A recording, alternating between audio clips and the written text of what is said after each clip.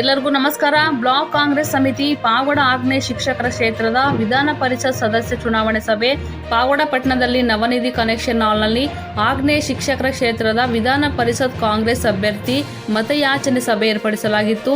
ಈ ಕಾರ್ಯಕ್ರಮವನ್ನು ಉದ್ಘಾಟಿಸಿದ ಪಾವಗಡ ತಾಲೂಕಿನ ಶಾಸಕರಾದ ಎಚ್.ವಿ. ವೆಂಕಟೇಶ್, ಮಾಜಿ ಕೇಂದ್ರ ಸಚಿವ ರಘುವೀರ್ ರೆಡ್ಡಿ ಹಾಗೂ ಮಾಜಿ ಸಚಿವ ವೆಂಕಟರಮಣಪ್ಪ ನೆರವೇರಿಸಿದರು.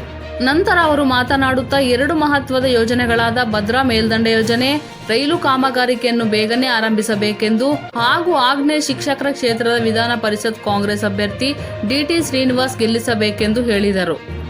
ಆಗ್ನೇಯ ಶಿಕ್ಷಕರ ಕ್ಷೇತ್ರದ ವಿಧಾನ ಪರಿಷತ್ ಕಾಂಗ್ರೆಸ್ ಅಭ್ಯರ್ಥಿಯಾದ ಡಿ.ಟಿ. ಶ್ರೀನಿವಾಸ್ ಮಾತನಾಡುತ್ತಾ ಎಲ್ಲ ಶಿಕ್ಷಕರ ಸಮಸ್ಯೆ ಸ್ಪಂದಿಸಿ ಅವರ ಸಮಸ್ಯೆಗಳನ್ನು ಬಗೆಹರಿಸುತ್ತೇನೆಂದು ನನ್ನನ್ನು ಒಂದು ಬಾರಿ ಗೆಲ್ಲಿಸಬೇಕೆಂದು ಮನವಿ ಮಾಡಿದರು.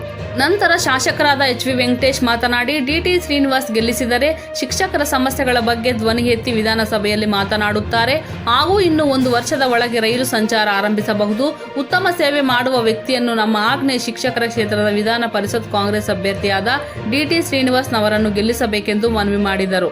ಈ ಸಂದರ್ಭದಲ್ಲಿ ಶಾಸಕರಾದ ಎಚ್.ವಿ. ವೆಂಕಟೇಶ್ ರವರು, ಆಂಧ್ರಪ್ರದೇಶ ಮಾಜಿ ಸಚಿವರಾದ ರಘುವೀರ್ ರೆಡ್ಡಿ, ಮಾಜಿ ಸಚಿವ ವೆಂಕಟರಮಣಪ್ಪ, ಕೆಪಿಸಿಸಿ ಕಾರ್ಯದರ್ಶಿಗಳಾದ ಇಬ್ರಾಹಿಂ, ವೆಂಕಟರಮಣ ರೆಡ್ಡಿ, ಶಂಕರ್ ರೆಡ್ಡಿ, ಸನರಾಮ್ ರೆಡ್ಡಿ, ಮೈಲಾರಪ್ಪ, ರಾಮಂಜಿನಪ್ಪ, ಸುದೇಶ್ ಬಾಬು, ಗೋತಿ ನಾಗರಾಜು ಇನ್ನೂ ಮುಂತಾದವರು ಈ ಕಾರ್ಯಕ್ರಮದಲ್ಲಿ ಭಾಗವಹಿಸಿದರು. ಈ ವಿಡಿಯೋ ಇಷ್ಟವಾದರೆ ಲೈಕ್ ಮಾಡಿ, ಶೇರ್ ಮಾಡಿ, ಕಾಮೆಂಟ್ ಮಾಡಿ, ಸಬ್ಸ್ಕ್ರೈಬ್ ಮಾಡಿ.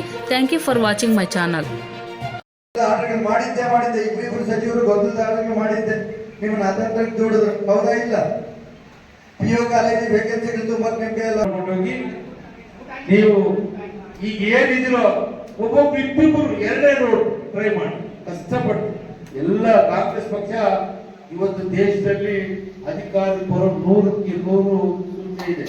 ಯಾಕಂದ್ರೆ ಇಂಡಿಯಾ ಮೈತ್ರಿಕೂಟ ನೀವೇನ ಮೋದಿ ಹೋಯ್ತು, ಮೋದಿ ಸುಳ್ಳು, ಬಿಜೆಪಿ ಕರ್ನಾಟಕ ಬಿಜೆಪಿ ಇನ್ನೂ ಸುಳ್ಳು, ನಾರಾಯಣ ಸ್ವಾಮಿ ಇನ್ನೂ ಸುಳ್ಳು, ಇವನ್ನೆಲ್ಲ ಸೈಡಿಗೆ ಬದಿಗೊತ್ತಿ PTS ವೋಟ್ ಹಾಕ್ಬೇಕು ಅಂತ ತಮ್ಮಲ್ಲಿ ಮನವಿ ಮಾಡ್ತಾ ನಿಮ್ಗೆಲ್ಲ ಹೊಂದಿಸಿ ಪತ್ರಿಕಾ ಮಾಧ್ಯಮದ ಸ್ನೇಹಿತರಿಗೆಲ್ಲ ಹೊಂದಿಸಿ ವೇದಿಕೆ ಮೇಲೆ ಇವರೆಲ್ಲ ಅಲ್ಲೂ ಮತದಾರರಾಗಿದ್ರು.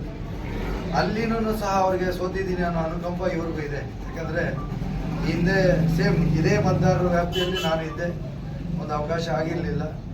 ನಮ್ದು ನಿರುದ್ಯೋಗಿ ಏನು ಪದವೀಧರರಿಗೆ ಒಂದಷ್ಟು ಬದಲಾವಣೆ ತರುವಂಥ ಚಿಂತನೆ ಇತ್ತು. ಆದರೆ ಅಲ್ಲಿ ಈಗಲೂ ಸಹ ಕಾಲ ಬೇರಿಲ್ಲ. ಖಂಡಿತ ಅವರನ್ನು ಒಳಗೊಂಡಂತೆ ಸಮಗ್ರವಾಗಿ ಈ ಶಿಕ್ಷಣ ಕ್ಷೇತ್ರದಲ್ಲಿ ಒಂದಷ್ಟು ಬದಲಾವಣೆ ತರೋ ನಿಟ್ಟಿನಲ್ಲಿ ನಾನು ಪ್ರಾಮಾಣಿಕ ಪ್ರಯತ್ನ ಮಾಡಿದ್ದೇನೆ. ವರ್ಷ ಅವಧಿ 18 ವರ್ಷ ಅಧಿಕಾರ ಏನು ಮಾಡ್ತಿದ್ದೀರಿ? 1 ವರ್ಷದ ನಮ್ಮನ್ನು ಕೇಳುವಂಥ ನೈತಿಕತೆ ನಿಂತಿದೆ ನಮ್ಗೆ, ಅವ್ರಿಗೆಲ್ಲ ಅಭ್ಯರ್ಥಿ ಅಥವಾ ಬಿಜೆಪಿ ಪಕ್ಷಕ್ಕೂ ಇಲ್ಲ. ಕಾಂಗ್ರೆಸ್ ಪಕ್ಷನ ಪ್ರಶ್ನೆ ಮಾಡೋಂಥ ನೈತಿಕತೆಯನ್ನು ಕಳ್ಕೊಂಡಿರುವಂಥ ಪಕ್ಷ ಅಂದರೆ ಬಿಜೆಪಿ ಪಕ್ಷ. ಅವ್ರಿಗೆ ಅಧಿಕಾರ ಇಲ್ದಿರ ಬರೀ ನಾವೇ ಅಧಿಕಾರ ಅನುಭವಿಸಿದ್ರೆ ಅವ್ರು ನಮ್ಮನ್ನು ಪ್ರಶ್ನೆ ಮಾಡಿ, ಹೌದಲ್ಲ? 18 ವರ್ಷ ಅಧಿಕಾರ ಕೊಟ್ಟರಲ್ಲ, ಮುಖ್ಯ ಸಚೇತಕರಾಗಿದ್ರಲ್ಲ ನೀವು. ಅದ್ರ ಜೊತೆಲಿ 2 ಸಲ ಅಧಿಕಾರ ಇತ್ತಲ್ಲ, ಸರ್ಕಾರ ಬಂದಿತ್ತಲ್ಲ. ನೀವ್ಯಾಕೆ ಮಾಡಿಲ್ಲ ಅಂತ ಹೇಳ್ಬೇಕು. ಅವ್ರು ಮಾಡಲಿ ಅಂತ ಆಗ್ರಹಿಸ್ತೀನಿ ಅಂತ ಹೇಳ್ಬೇಕಾಗಿಲ್ಲ.